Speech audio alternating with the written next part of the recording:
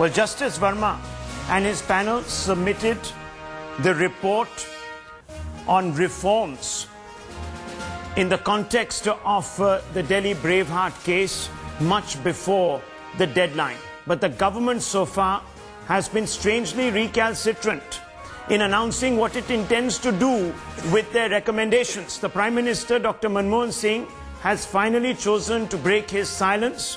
But unfortunately, apart from assuring Justice J.S. Verma that his recommendations will be considered, the Prime Minister has not really talked about timelines. Now, time is of essence here because it's running out.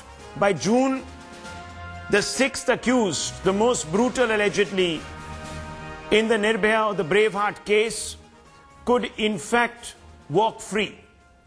The Prime Minister has assured the Verma panel that the government would use it as a basis to strengthen laws on crimes against women. Justice Verma had revealed to the media that the Commission was not allowed to present its report to the Prime Minister. It seems that Dr. Manmohan Singh's letter is an attempt to end controversy and is being seen as compensating for that lapse. But beyond that, it's not really amounting to very much more. Now we're asking the question on the show tonight, is the law really to blame?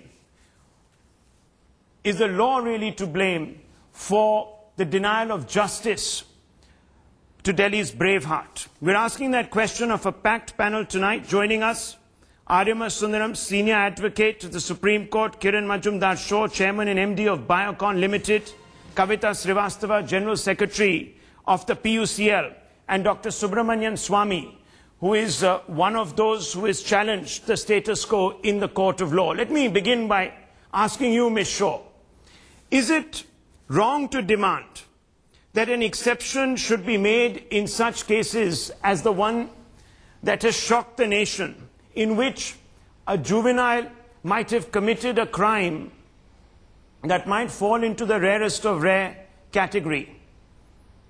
Is it wrong fundamentally? Would it be insensitive to demand exemplary punishment?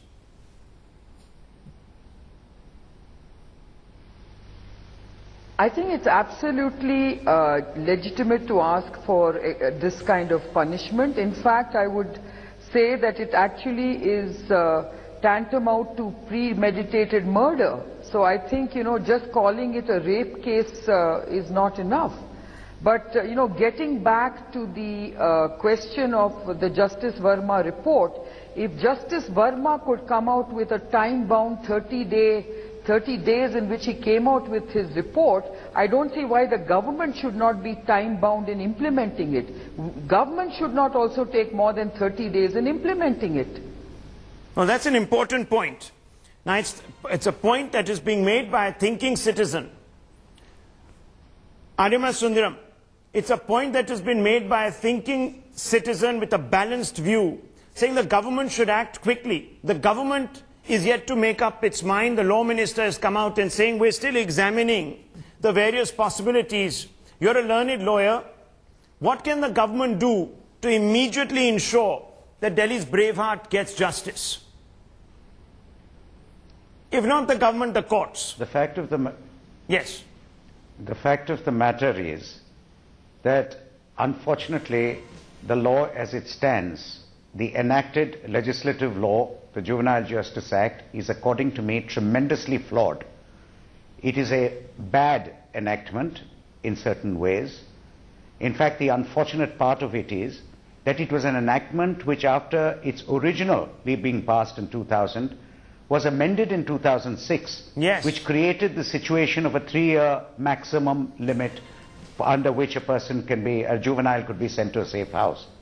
I find it absolutely ridiculous to put arbitrary age limits without going into what is the mental state of the accused, whether he's mature enough, whether he knows what he's doing, whether he knows the effect of his actions, and what the nature of the crime and the dastardly nature of a crime is, and in this case, the brutal nature of the crime. I feel these are the relevant factors which should be taken into account to decide whether or not a person should be brought to book, should be punished in accordance with the law of the land. And the mere fact that he happens to be one day less than 18 years old does not make his action any less culpable. In fact, he could be 19 years old and not have a mental state of mind to commit a crime, in which case you would not find him guilty even under the Indian Penal Code, saying he did not have the mens rea. So what is important is really look at the nature of the crime and look at the mental state of the accused to see whether he was mature enough. Unfortunately, the Juvenile Justice Act has put an arbitrary age limit, and that's it. Now, to answer your question quite directly, yes, in fact, it is really not either in the court's hands or in the government's hands. It's in the legislature's hands. The act has to be amended. In the absence of an amendment, the executive wing of the government can do nothing else than to put into effect the words of the act, the rule of the act. And the courts also are bound within the four corners of the statute. But aren't and there that allowances? is the real problem. It is a parliamentary amendment which is required. Okay. And I think to that extent the government having to view it from various aspects before moving a bill and before placing it before Parliament, it is unfortunately going to take that time, and in the meantime we're giving license to two kinds of evils which can arise.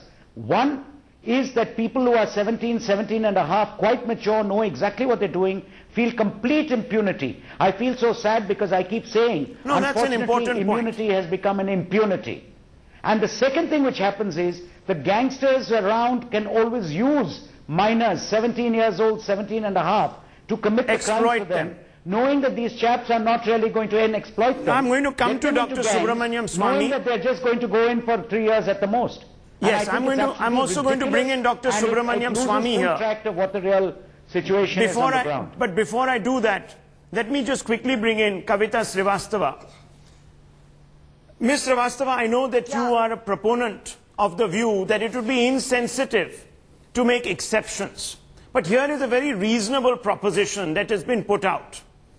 And also, of course, the downside has been spelt out. Does this also not convince you? And if it doesn't, why? See, I'm of the opinion that we cannot give up on the agenda of reform. The state has to invest in reformation of juvenile offenders, improve our homes, and I think we can change. If we think a child has committed a heinous crime, I really think that we can invest. But Ms. Srivastava, do you really believe? Do you really believe, Ms. Srivastava, that in the 4 months this individual is going to spend 1 minute in custody listen, it's not 4 months. of whatever proportions he is going to reform? No. Please, can I change? Can I speak? Please, see, I think don't misguide your listeners. Up to 3 years, he can be given rigorous observation. No, he can't be, because the law makes it very clear that the day he turns 18... The law says 3 years. He can't be shepherded.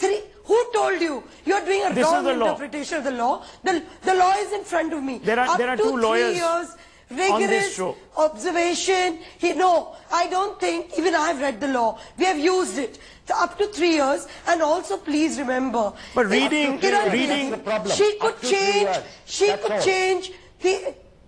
So what? 3 years is a long time. Why are you taking away society's responsibility? So having done the kind of act that was done, I don't think 3 years is a long time. Just 1 minute. Ma'am, that point could have been made about Mr. Kasab. That point could have been made about Kasab. 1 minute. He was a minor. Why didn't we release him? 1 minute. Listen, give me a chance to finish, then you interrupt. I really think that the guy this young boy did not have parental guidance. So society and the system is a co-perpetrator. We have to take responsibility. But he's not going to get much guidance. I think we can reform. Okay, fine. So you made that point. You're making that point over and over again. Let me get reactions to that point. Yeah. Okay, let me get reactions to that point. We've understood the thrust of your point. Very quickly, Dr. Subramaniam Swamy. Are you convinced by this point? Obviously not. The question is that this 18, as Sundaram had said, is a bogus limit. It is not based on, as the government has been fraudulently claiming, that is based on UN conventions. In fact, the UN convention very clearly says you have to look at the emotional and intellectual maturity in order to decide the date. The date in 1986 was 16. In IPC it is 12. In the United States it's 14, in England it is 10.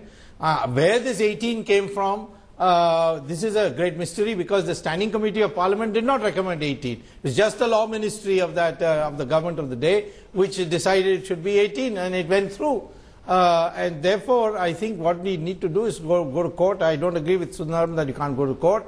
You go to court and say this act is, in the objects and reasons, says is based on the UN Convention. That's what you've done. Yes, and I'm going back because the High Court had told me to go back to the what is the argument that you're falling back on? Yes, yes, the court must read into it. They've read into it in many occasions. In Gujarat, they've read into it where they've allowed an intervener to come. In my case on the sanction for prosecution on 2G, they said 3 months is the limit. There is nothing written in the law that for sanction you have to take 3 months. But the Supreme Court said if you can't decide in 3 months, it means that you are given permission. So Supreme Court is regularly doing that. Okay. Public interest litigation, Supreme Court created a new device. So same way, I think the Supreme Court or the High Court ought to take into account the UN Convention and say 18, or if emotionally and intellectually mature, then he can be tried under IPC. Okay. Mr. Sundaram, is Kavita Srivastava being a bit too naive in her interpretation of what she believes will transpire after the verdict? I believe so, and I believe this because we have to accept that India is a country where a number of people have very sad, unfortunate environments. Much of the crime in India is because they've grown up in such environments. Why do we make a difference between a person who's 22 and has grown up in such an environment, or 18 years and 1 day who has grown up in such an environment, and a person who's 17 years, 364 days who's grown up in the environment? The fact of the matter is... Let's quickly get Kavita Srivastava. That's a very valid point. Mr. Sundaram, you made a very valid point. Let me quickly get Kavita Srivastava to respond before I go to Kiran Majumdar-Shaw. Very quickly, respond to that point. Why do we make a distinction on chronology as facile as 1 day? See, I think that the age 18 came out of a lot of material that went into emotional maturity and mental maturity of the child. And please so remember, 1 day will make a difference. This material, wait 1 minute. All this material was also placed before the Verma committee. So you're saying if this juvenile had committed the crime at 17 years, 362 days... See, no, Ms. Srivastava, let's just understand what you're saying. No, if the juvenile had committed the crime at 17 years, 362 days, as opposed to 17 years, 365 days, he would be tremendously more sentient. Are you saying that? Can I just make a point? Can I respond? Yeah.